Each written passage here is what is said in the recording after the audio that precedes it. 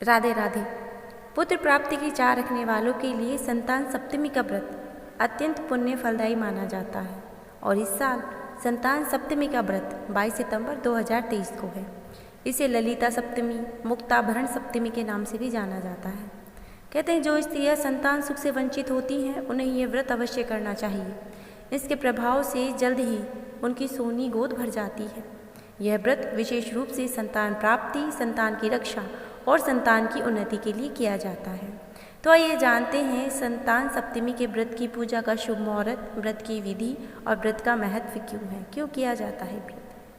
संतान सप्तमी 2023 का शुभ मुहूर्त है। भाद्रपद शुक्ल सप्तमी तिथि प्रारंभ होगी 21 सितंबर को दोपहर 2:14 को और तिथि समाप्त होगी 22 सितंबर 2023 को दोपहर 1:35 को। तो सप्तमी तिथि उदया तिथि के अनुसार ही मानी जाएगी, इसलिए 22 सितंबर को ही है। ब्रह्म मुहूर्त पूजा का सुबह 4:35 से सुबह 5:22 तक रहेगा। अभिजीत मुहूर्त सुबह 11:49 से दोपहर 12:38 तक रहेगा।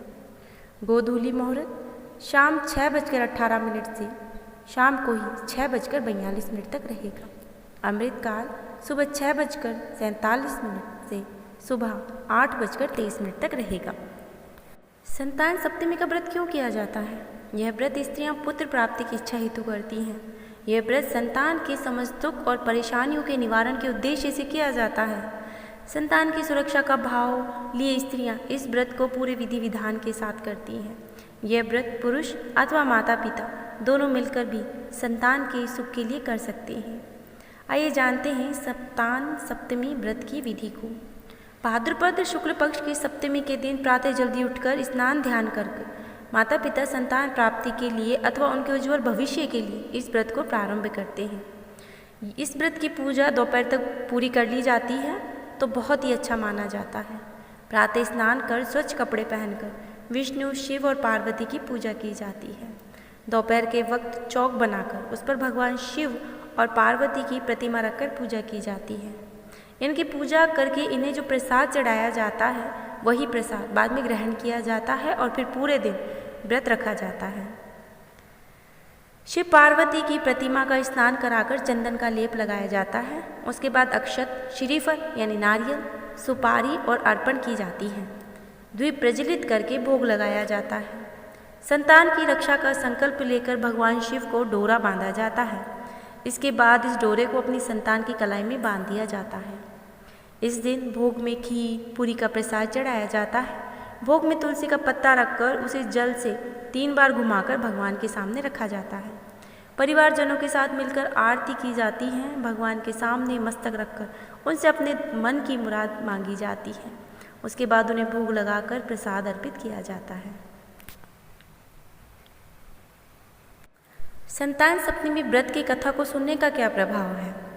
पूजा के बाद कथा सुनने का महत्व सभी हिंदू व्रत में मिलता है।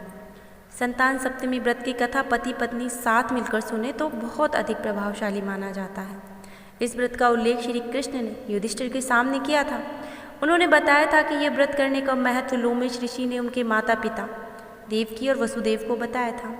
माता देवकी ने पुत्रों को कंस ने मार दिया था, जिस कारण माता पिता के जीवन पर संतान शोक का भार था, जिसे उभरने के लिए उन्हें संतान सप्तमी का व्रत करने को कहा गया था।